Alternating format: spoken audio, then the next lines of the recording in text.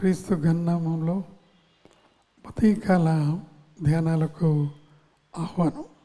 నిన్నటి దినంలో కీర్తన 19 చదువుకున్నాం. 13వ వచనం. ఆ 13వ వచనంలోనే ఇంకొక మాట. 13వ వచనంలో దురభిమాన పాపములో పడకుండా నీ సేవకుని ఆపము, వాటిని నన్ను ఏలనీయకము. అప్పుడు నేను యథార్థవంతుడినై అధిక ద్రోహం చేయకుండా నిందారహితుడినగుదును. అప్పుడు నేను యథార్థవంతుడినై అధిక ద్రోహము చేయకుండా నిందారహితును.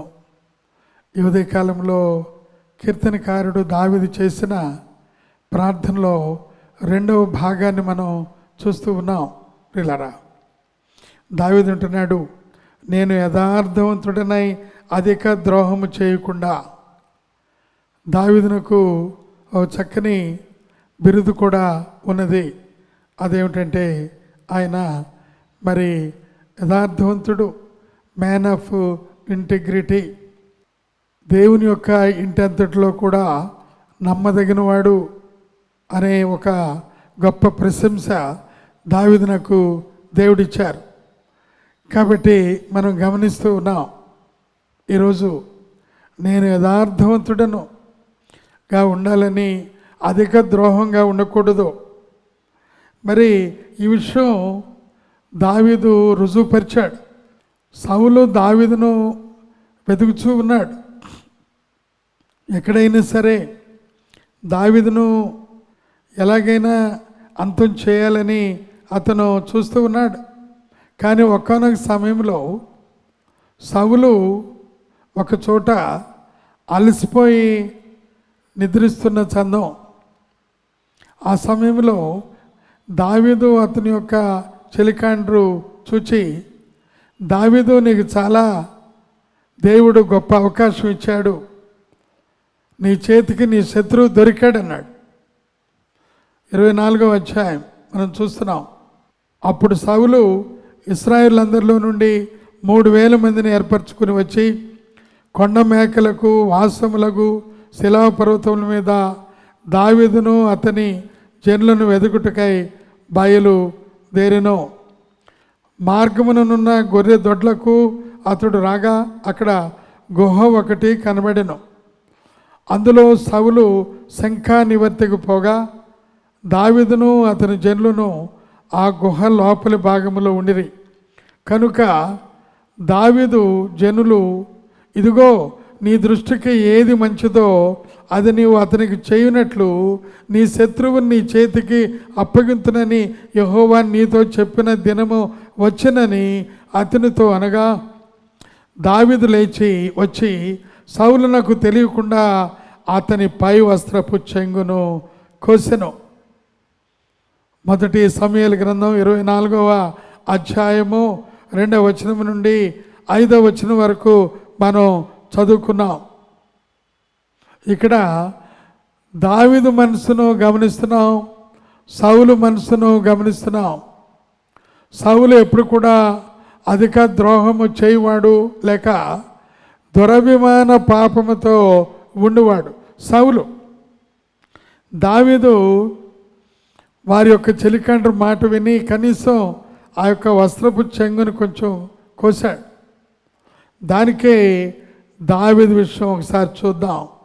5వ వచనం, 1 సమూయేలు 24:5. సౌలు పై వస్త్రమును తాను కోసినని దావీదు మనస్సు నొచ్చి. సౌలు పై వస్త్రమును తాను కోసినని దావీదు మనస్సు నొచ్చి.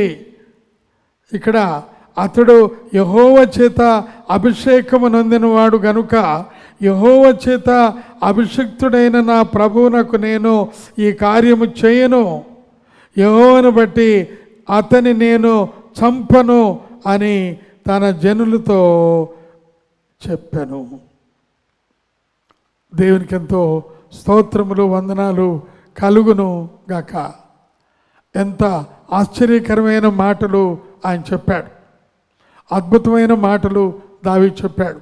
సౌలు దురభిమాన పాపం కలిగిన వాడు, దావీదైతే ఇక్కడ అధిక ద్రోహము చేయకుండా ఒక ఉదాహరణ మనం గమనిస్తే ప్రియులారా, ఇక్కడ మరి అభిషేకము పొందినవాడు గనుక సౌలు ఒకవేళ నన్ను తరుముచూ ఉన్నా పర్వాలేదు, సౌలు నన్ను బాధ పెట్టినా పర్వాలేదు, ఆ సౌలుకు వ్యతిరేకంగా నేను హాని చేయను, సౌలును నేను హతమార్చను. అవకాశం అయితే నాకుంది కానీ నేను హతమార్చను. ప్రియులరా, ఈ దినం మన సంఘం, సార్వత్రిక సంఘం ఒక విషయం గమనించుదాం. ఒకవేళ ఎవరినైనా ఎదుటి వారి మీద మనం దురభిమాన పాపం పెట్టుకున్నామేమో, లేక వారికి ఏదైనా కీడు చేద్దామనే తలంపు మనకు వచ్చినా, లేక అవకాశం వచ్చినా, వారు విశ్వాసులుగా ఉండినట్లయితే, వాళ్ళు ప్రభువును అంగీకరించిన వారైతే దావీదు చెప్పిన మాట మనం చెప్పాలి. అయ్యో, దేవుని చేత అభిషేకం పొందినవారు, రక్షించబడిన వారు, దేవుని అభిషేకం పొందినవారు, దేవుని అభిషేకం పొందిన వారి మీద నేను ఈ రకమైన మరి కార్యమును జరిగించును అని పరిశుద్ధాత్మ దేవుడు నీలో నాలో ఆ కార్యమును, ఆ యొక్క మనసు నొచ్చుకునే స్వభావము కలుగు చేస్తాడు. అనగా పరిశుద్ధాత్మ దేవుడు మన హృదయములో కార్యము చేస్తాడు. దైవ చిత్తానుసారమైన మనస్సును ఆయన మనకు కలుగు చేస్తాడు. దావీదు మనసు ఎలాగైతే నొచ్చుకుందో, అయ్యో ఈ కార్యం నేను చేయకూడదే అని, నీ జీవితంలో నా జీవితంలో కూడా మరి అటువంటి మనసు నొచ్చుకునే కార్యం, పరిశుద్ధాత్మ దేవుని యొక్క మనస్సాక్షి కలిగిన కార్యం మనకు మరి వచ్చినప్పుడు వెంటనే మనం దానిలో నుండి బయటకు వచ్చేస్తాం. అయ్యో ఈ కార్యం నేను చేయను, ఈ మోసకృత్యము నేను చేయను. ఒకవేళ అది నాకు మరి ఇప్పుడు తాత్కాలికంగా మేలుగా ఉండొచ్చు, లాంగ్ రన్లో అది నాకు దురభిమాన పాపం, అధిక ద్రోహిగా అయిపోతాను, నేను నా యొక్క చెయ్యి ఆయన మీద వేయను, నా యొక్క ఖడ్గము ఆయన మీద నేను వేయను అనే ఈ గొప్ప కృప దేవుడు దావీదుకి ఇచ్చాడు.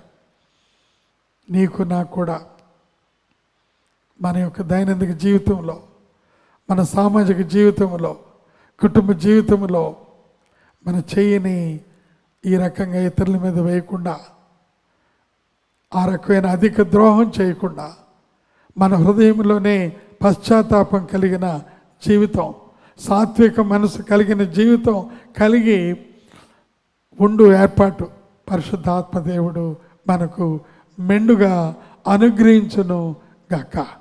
ఆమేన్. పరిశుద్ధుడా, ప్రేమగల మా పరలోక తండ్రి, నీ స్తోత్రములు, వందనాలు నాయనా.